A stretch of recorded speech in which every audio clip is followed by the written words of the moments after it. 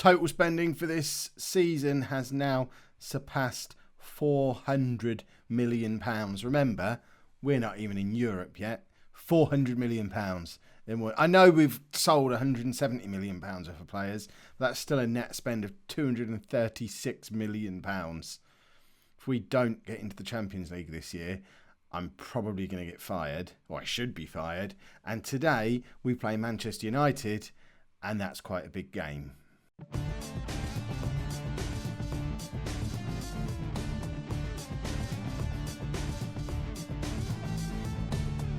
Hello and welcome to Season 18, Part 6 of Non-League to Legend. I'm Kev, and coming up on today's episode, we're away against Manchester United and then at home against Brentford in the Premier League.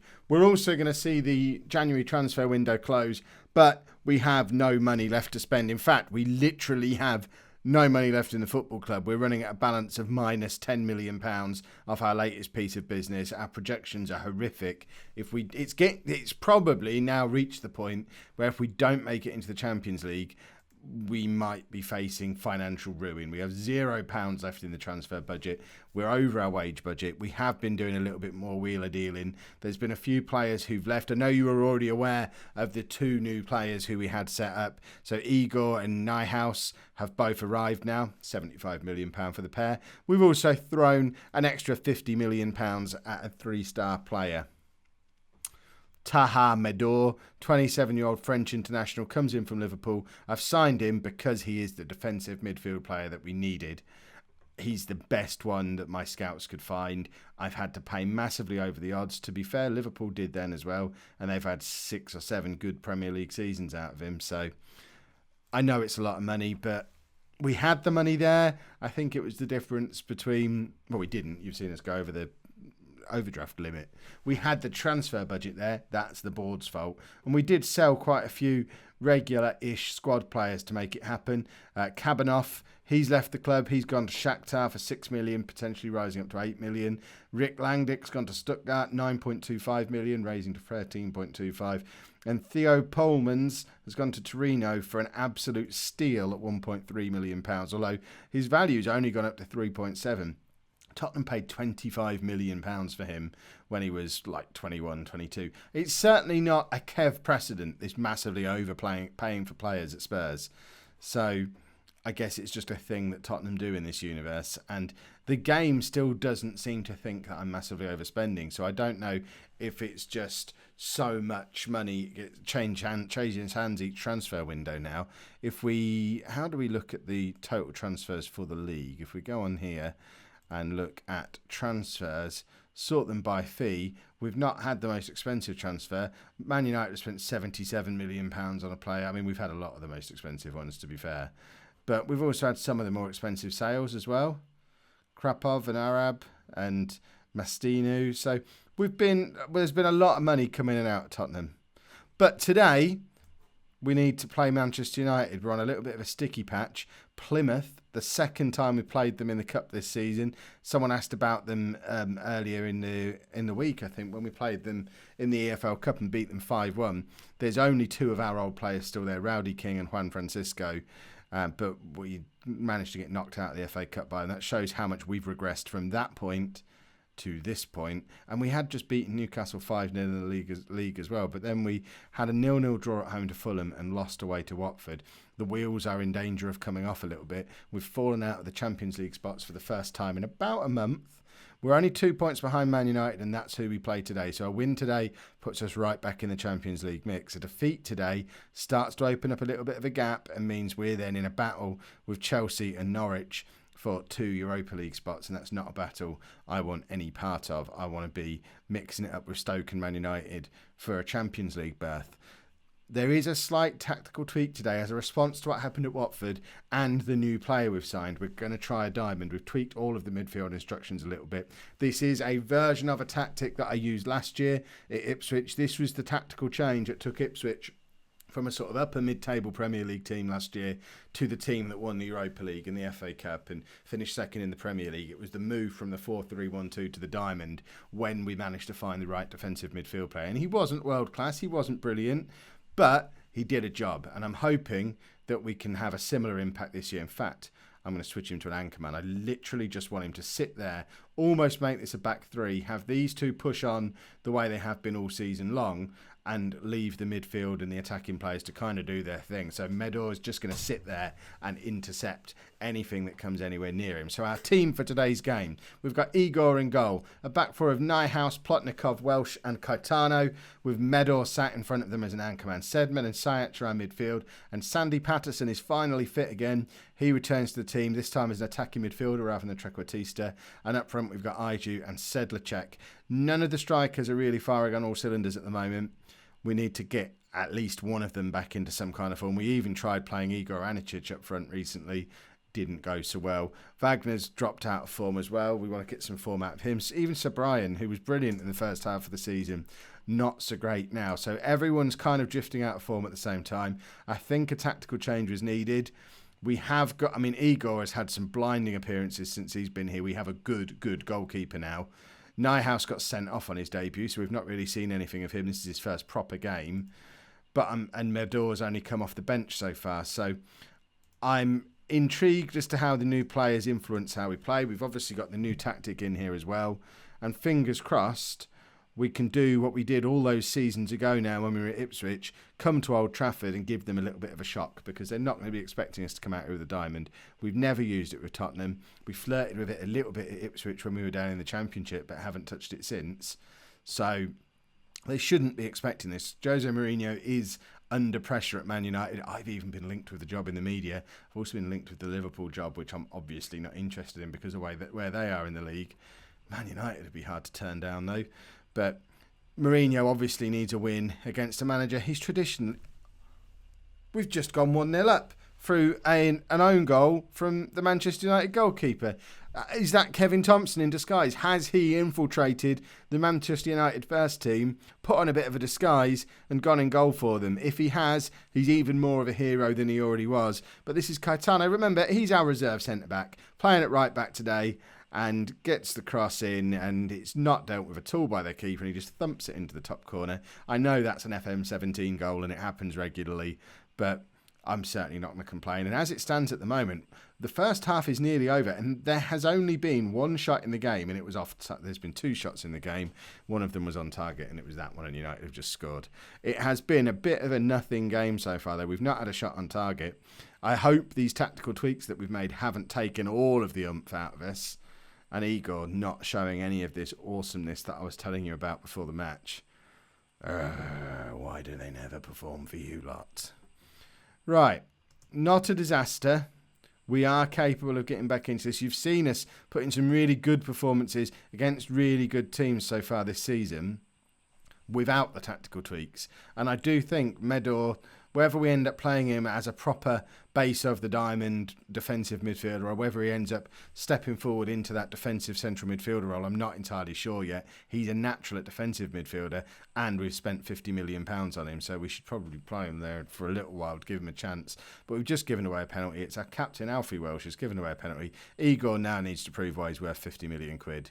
No pressure, Igor, but you've got a penalty to save. And that's exactly what he does. That is what £50 million of a goalkeeper buys you.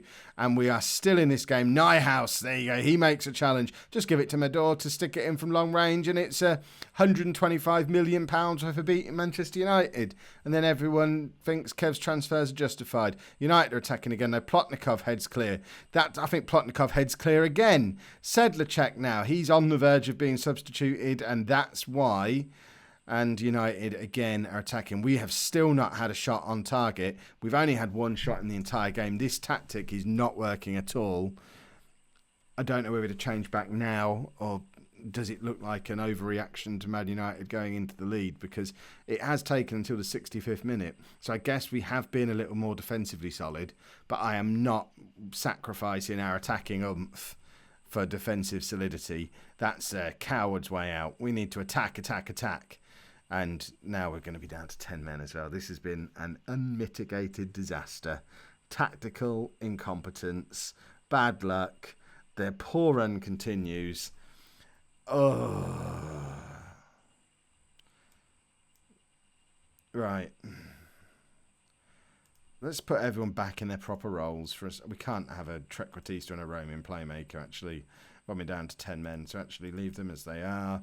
I think £50 million worth of defensive midfielder is going to be the one who comes off. And we'll bring Undai on, who probably should have been on from the start. But not playing, I mean, he's in a grumpy... No, they're all getting a bit grumpy. They're getting a bit down on this run of form that they're in. And it's starting to become a little bit of an issue. Because this is going to be no wins for 4 games, or is it 5 games now? Which is not the kind of form that Champions League qualifying teams get into, especially after they've just spent a load of money in the transfer window. Now, I know when you spend a lot of money, it takes time for players to bed into the team again, but surely that doesn't apply quite so much to a goalkeeper. And the other two, does 2 signings make that much difference? Sedlacek has just equalised. I was supposed to take him off. I actually forgot to when we made the change because of the red card. Now I don't know if I will, because it's the first time we've had a striker score a goal, seemingly forever. And it's Sedlacek, and we're down to 10 men, but drawing away at Manchester United. I've been Mr. Negative all through this episode, but in actual fact, this isn't anywhere close to a disaster. I am going to take off Ijo and bring on Wagner, and we're going to just drop back a little bit. We'll take it down to control. Kev does tactics. Brace yourself. Wagner's just going to drop in to be his defensive midfielder thing that he's been doing all season long. And we'll just drop back a little bit. We're still going to try and control the game. We're not going counter-attacking or defensive or any of that nonsense. But we are down to 10 men. We don't need to be completely gung-ho. 2-2 away at United, down to 10 men is a fantastic result. And now, do we bring on Sir Brian or Anicic? Sir Brian's morale's better, and that's purely what that decision is based on. Because the other option was bring on Anicic and play Wagner behind Sedlacek, who for some reason has been promoted from I'm probably never going to play him again to he's my lone striker away at Man United, just because of a tap-in that I could have scored. And sure, for a second there we were going to absolutely mug them at the death. 2-2 away at Man United, not a bad result at all. Really not sure how I feel about the diamond, though. I think we might abandon that. That didn't seem like a successful plan. And I know it upsets you all when I abandon a tactic after a half, but I think judgment call, back to what we're good at. Slight tweak for the Brentford game. We're at home. We're against a lesser team.